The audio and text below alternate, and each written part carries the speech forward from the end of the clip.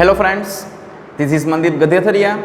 Welcome to you in our video lecture series. આજના સેશનમાં આપણે કંઈક નવો કન્સેપ્ટ, કંઈક નવું ચેપ્ટર સ્ટાર્ટ કરવાનું છે.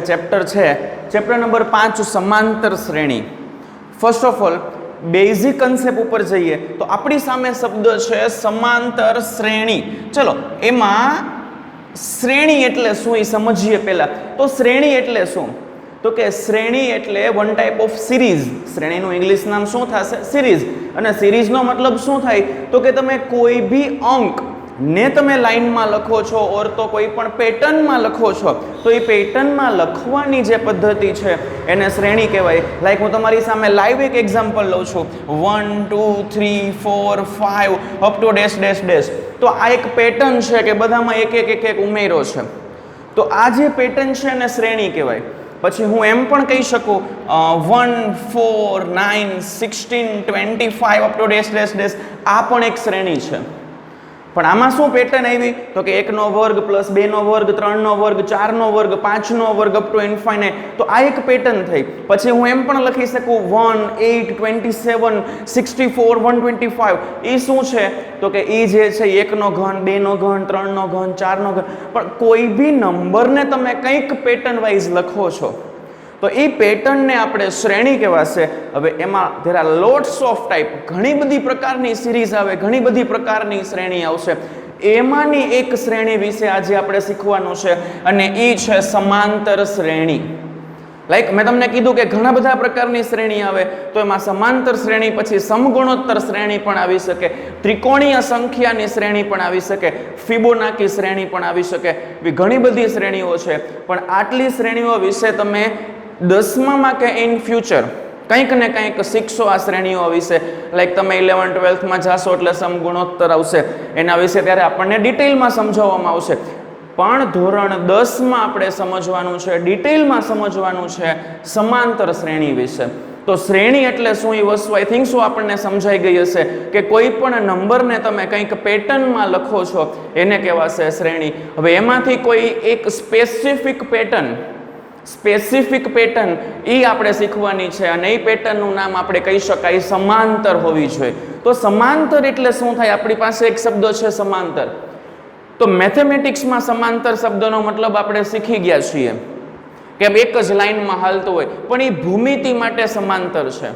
અત્યારે આપણે શું કરીએ છીએ? બીજગણિતમાં છીએ. તો એમાં સમાંતરનો મતલબ શું થશે? તો કે ગુજરાતીને થોડુંક વચ્ચે લઉં છું. સમાંતરની સંધિ છોડું. સમ પ્લસ અંતર. સમ એટલે સરખું અને અંતર એટલે જે બે અંક વચ્ચેનું અંતર છે એને અંતર કહેવાશે. તો ખાસ અહીંયા સમાંતરનો મતલબ બે અંક વચ્ચેનું અંતર જે છે એ સરખું હોવું જોઈએ, તો એને સમાંતર શ્રેણી કહેવાય. લાઈક એક એનું એક્ઝામ્પલ લઉં છું, 5 10 15 20 up to dash dash dash. તમે જુઓ અહીંયા દરેકમાં બે અંક વચ્ચેનું અંતર. 5 થી 10 કેટલાનું અંતર આવ્યું? તો કે 5 નું.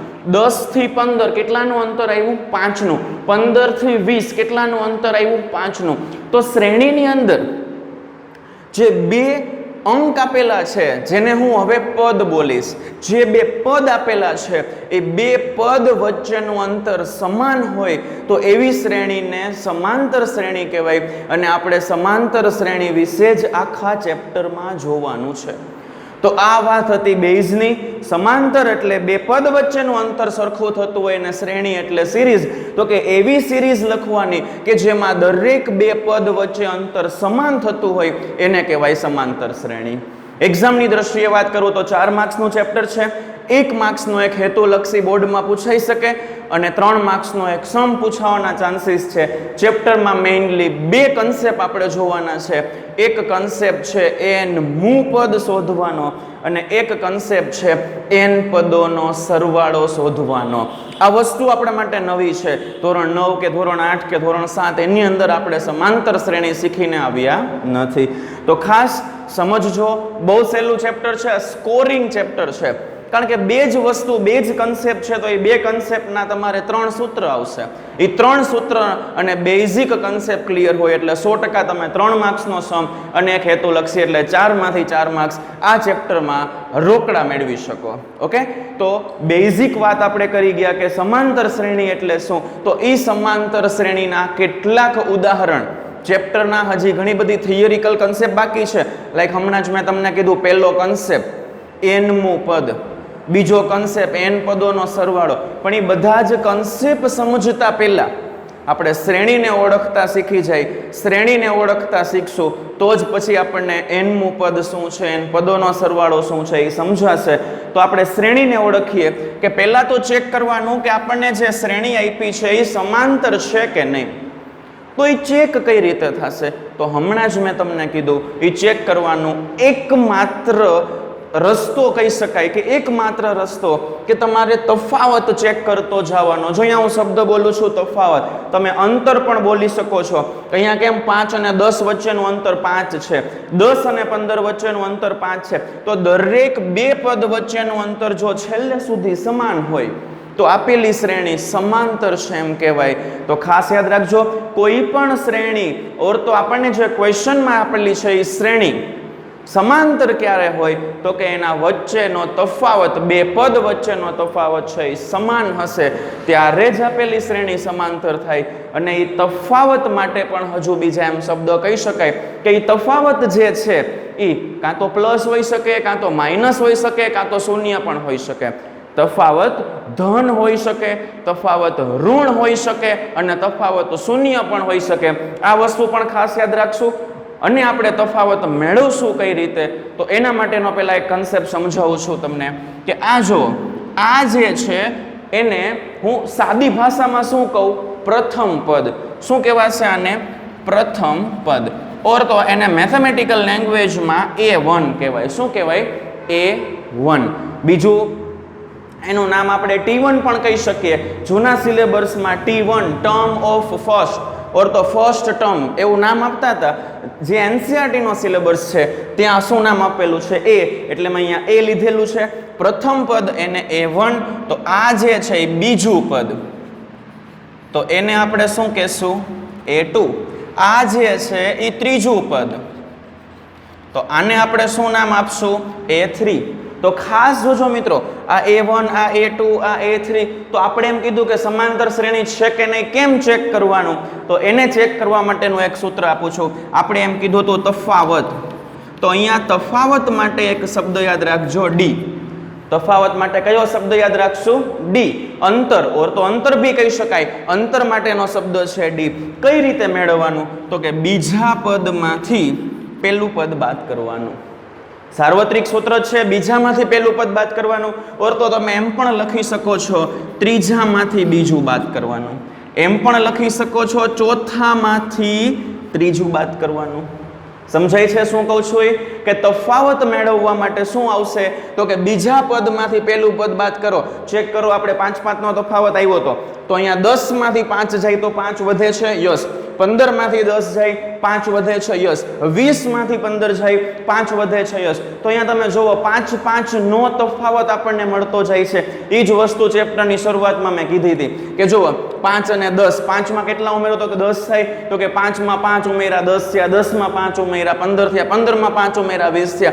એ આપણું સાદું ગણિત હતું. પણ હવે તમારે શ્રેણીમાં તફાવત શોધવો હોય તો એ તફાવત તમે આ રીતે મેળવી શકો છો. સ્પેસિફિક 1 માર્ક્સમાં એમ પૂછાય કે આપેલી સમાંતર શ્રેણીનો સામાન્ય તફાવત મેળવો. તો સામાન્ય તફાવત તમે આ સૂત્ર A2 - A1 જ આપણે યાદ રાખશું. પણ આ તો આપણી સમજણ માટે કે હું 3 - 2 કરું કે 4 - 3 કરું કે 5 - 4 કરું કે ગમે તે પદમાંથી એક પદ માઇનસ કરીને લખું છું, મને તફાવત સરખો જ મળશે. તો આ વાત હતી તફાવત મેળવવાની. પેલા બધા જ પદ સમજી લઈ તો કોઈ પણ સમાંતર શ્રેણીમાં જે પ્રથમ પદ છે એને A1 કહી શકાય. બીજા શબ્દોમાં ખાલી A કેવું હોય તો પણ કહી શકાય. તો A માટે પ્રથમ પદ એટલે સમાંતર શ્રેણીમાં જ્યાંથી સમાંતર શ્રેણી સ્ટાર્ટ થાય છે એને પ્રથમ પદ કહેવાય.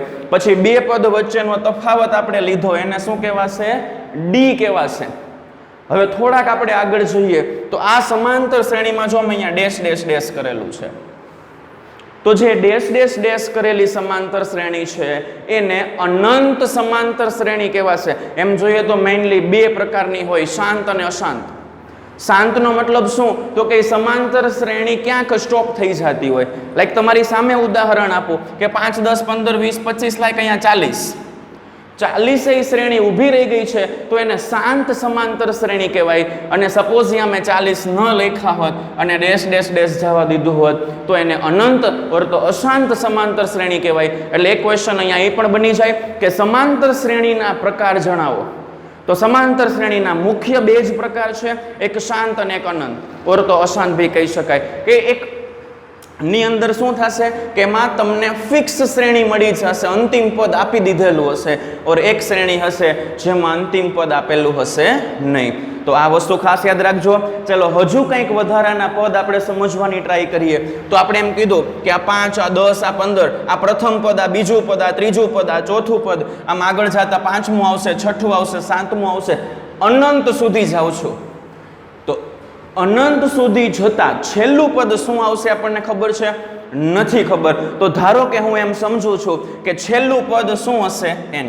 કારણ કે આ બધી પ્રાકૃતિક સંખ્યા છે કે નહીં? તો પ્રાકૃતિક સંખ્યામાં આપણે પ્રાઇમરીથી એક વસ્તુ જોતા આવીએ છીએ કે કોઈ પણ પ્રાકૃતિક સંખ્યા છેલ્લે ક્યાં સુધી જશે? અનંત સુધી. પણ આપણે એને કઈ રીતે દર્શાવશું? તો કે n સુધી. તો કોઈ પણ સમાંતર શ્રેણી લખું છું અનંત સુધી જાય છે તો આપણે એવું સમજીએ કે અહીંયા એનું કોઈ પદ હશે, અહીંયા શું હશે વી ડોન્ટ નો, કેટલામું હશે આપણને ખબર નથી. આપણે એવું સમજીએ છીએ કે અહીંયા જે હશે ને એ n મું પદ હશે. કેટલામું હશે? અહીંયા જે છેલ્લે દેખાશે, સાવ છેલ્લે, એ કેટલામું પદ હશે? n મું પદ હશે. ઓકે, હવે જુઓ બીજી એક વસ્તુ આપણે સમજવાની ટ્રાય કરીએ. આ જ શ્રેણીમાં હું બીજી કઈ શ્રેણી લેતો જ નથી જેથી આપણને કન્ફ્યુઝન ના થાય. આ જ શ્રેણીમાં હમણાં જ આપણે કીધું આ 5 હતા એને શું કહેવાય? a. હવે આ 10 કઈ રીતે આવ્યા? તો કે 5માં બીજા 5 ઉમેર્યા ત્યારે 10 આવ્યા. તો પહેલા 5 એટલે એ શું હતું? a. અને એમાં 5 ઉમેરું છું, એ 5 શું હતું? તો કે સામાન્ય તફાવત હતો. સામાન્ય તફાવત અહીંયા રહ્યો, a2 - a1, 10 માંથી 5 જાય, કેટલા વધે? 5. તો એ 5માં હું 5 ઉમેરું છું ત્યારે 10 થાય છે. એટલે જે બીજું પદ જે છે એ શું આવ્યું? a + d. ચલો ત્રીજું પદ. ત્રીજું પદ આપણને શું મળે છે? 15. 15 કઈ રીતે આવશે? તો કે ભાઈ પ્રથમ પદ 5 હતું, એમાં 2 વખત d ઉમેરું છું. કેટલી વાર? 2 વખત. પહેલો d 5 અને બીજો પણ d 5. 5 ને 5 10 થઈ જશે એટલે a + 2d. ઓકે, એટલે જો ત્રીજું પદ આપણને શું મળ્યું? a + 2d. ચોથું પદ શું મળશે? તો કે ચોથું પદ હતું 20. 20 એટલે a પ્લસ a એટલે શું થાય? 5. હવે 20 માંથી 5 કાઢી નાખો, 15 વધ્યા. એ 15 એટલે શું? તો કે 3 વખત d. કેટલી વખત d? 3 વખત. કારણ કે 1 d એટલે 5, તો 3 d એટલે 15 થઈ જશે. તો a પ્લસ એને લખાશે 3d. જોજો ખાસ, પ્રથમ પદ એટલે a, બીજું પદ એટલે 10 હતું, a પ્લસ d. ત્રીજું પદ 10 માંય બીજા, જો બીજી રીત આપું છું, 10 માં પણ બીજા 5 ઉમેર્યા, 5 એટલે d ઉમેર્યા, a પ્લસ d માં પણ d ઉમેરું છું એટલે a + 2d થઈ જશે. એટલે ત્રીજું પદ આવ્યું a + 2d. ચોથું પદ એટલે શું? તો કે ત્રીજા પદમાં વળી પાછા d ઉમેર્યા. ત્રીજું પદ હતું a + 2d, એમાં d ઉમેરું છું એટલે થઈ ગયું a + 3d. તો પહેલું પદ a, બીજું a + d, ત્રીજું a + 2d, ચોથું a + 3d. એવું આપણે આમ અનંત સુધી જાય અને n મું પદ આવે તો n માં પદનો આન્સર શું આવશે? જોજો હજી એક વખત રિપીટ કરું છું. પ્રથમ પદ a, બીજું પદ a + d, ત્રીજું a + 2d, ચોથું a + 3d, અરે પાંચમું પદ a + 4d, છઠ્ઠું પદ a + 5d. તો હું એમ કહું n મું પદ, ચલો n નહીં 50મું પદ, તો આપણે એમ કહીએ સર a + 49d. હું એમ કહું 150મું પદ, તો આપણે એમ કહીએ સર a + 149d. હું એમ કહું 500મું પદ, તો આપણે એમ કહીએ સર a + 499d. કઈ રીતે બોલીએ છીએ? તો ખાસ એક જુઓ, અહીંયા પ્રથમ પદમાં d હતો નહીં, બીજા પદમાં એક વાર d આવ્યો, ત્રીજા પદમાં 2 વાર d આવે છે, ચોથામાં 3 વાર d આવે છે. જે પદનો ક્રમ છે એના કરતાં એક ઓછો ડી આવે છે. તમે જોઈ શકો છો અહીંયા પદનો ક્રમ ચોથો હોય તો 3 વાર ડી આવે, 5મો હોય 4 વાર ડી આવે, 300મો હોય 299 વાર ડી આવે, 500મો હોય 499 વાર ડી આવે. તો n-મો હોય તો એના કરતાં એક ઓછું આવશે. તો n કરતાં એક ઓછું એટલે શું થશે? n-1 વખત ડી આવશે અને આગળનો એ ફિક્સ જ છે. તો કોઈ પણ સમાંતર શ્રેણીનું nમું પદ તમારે શોધવું હોય તો a + n-1 × d ગણાશે ઈ પદ. કારણ કે આપણે જો અહીંયા પ્રૂફ કર્યું પ્રથમ એટલે a, બીજું a + d. કારણ કે દર વખતે શ્રેણી તો 5, 10, 15, 20 નહીં હોય, શ્રેણી બદલાતી રહેશે, તફાવત બદલાતો રહેશે, પ્રથમ પદ બદલાતું રહેશે. તો એના ઉપરથી એક સાર્વત્રિક સૂત્ર બનેલું છે અને એ સાર્વત્રિક સૂત્ર છે a + n-1 × d. આપણને એમ થાય કે સર આ તમે લાવ્યા, પણ આ છે શું? તો કે સમાંતર શ્રેણીમાં nમું પદ શોધવા માટેનું સૂત્ર છે.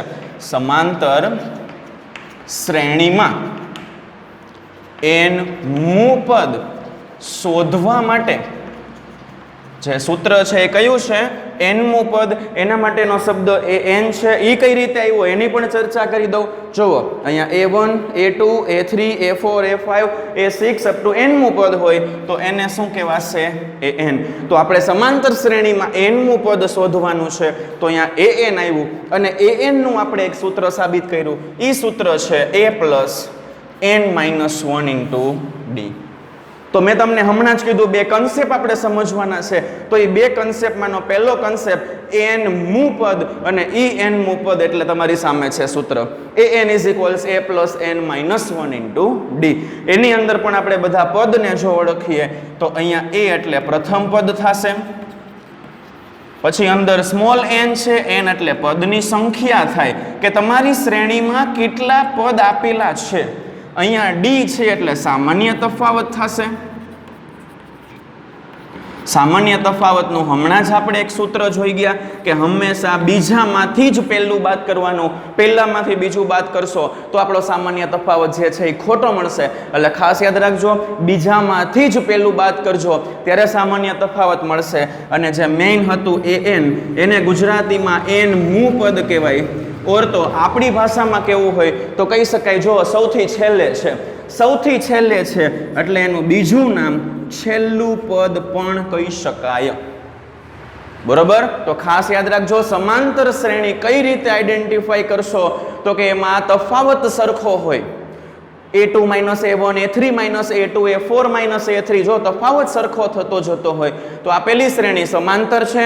કઈ રીતે આઈડેન્ટિફાઈ કરશો કે શાંત છે કે અનંત છે? તો એનો પણ મેં તમને કીધું કે કોઈ પણ સમાંતર શ્રેણીમાં છેલ્લું પદ આપેલું હોય તો એ શાંત હોય, સમાંતર શ્રેણી પછી ડેશ ડેશ ડેશ આપેલું હોય તો એ અનંત હોય. મુખ્યત્વે બે પ્રકાર શાંત અને અનંત હતા. તો આ જે કન્સેપ્ટ હતા એ ચેપ્ટરની શરૂઆતના કન્સેપ્ટ છે, થિયરિકલ કન્સેપ્ટ ખાસ યાદ રાખવાના. આમાંથી જ એક માર્ક્સનો કંઈક ક્વેશ્ચન પૂછાઈ શકે.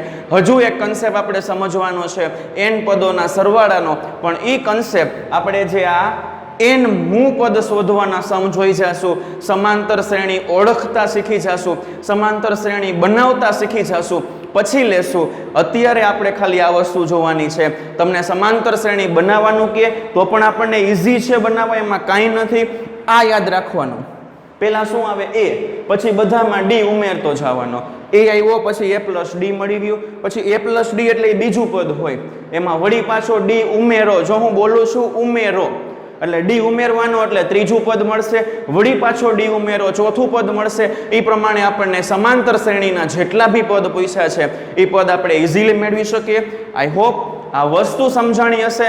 ખાસ આ વિડીયો 2-3 વખત જોવો જરૂરી છે, તો જ આપણને ચેપ્ટરનો બેઝિક કન્સેપ્ટ સમજાય અને તો જ આપણે આમાં રોકડા માર્ક્સ મેળવી શકીએ. છતાં કાંઈ પણ ડાઉટ હોય તો વિડીયોની નીચે કમેન્ટ સેક્શન છે એની અંદર તમે તમારા ડાઉટ પોસ્ટ કરી શકો છો. હું મારી રીતે બને એટલો બેસ્ટ આન્સર આપવાની ટ્રાય કરીશ, ઓર તમારો પર્સનલ કોન્ટેક્ટ બી કરી શકો છો. આજ માટે આટલું રાખશું. નવા સેશનમાં જ્યારે આપણે મળશું ત્યારે સ્પેસિફિક એક કન્સેપ્ટ હું લઈને આવું છું કે શ્રેણી બનાવતા શીખવાનું છે, આપેલી શ્રેણી સમાંતર છે કે નહીં એ બધું જોવાનું છે. તો નેક્સ્ટ સેશનમાં એવા સમજોશું. આજ માટે અગેન આટલું. જય હિન્દ, જય ભારત.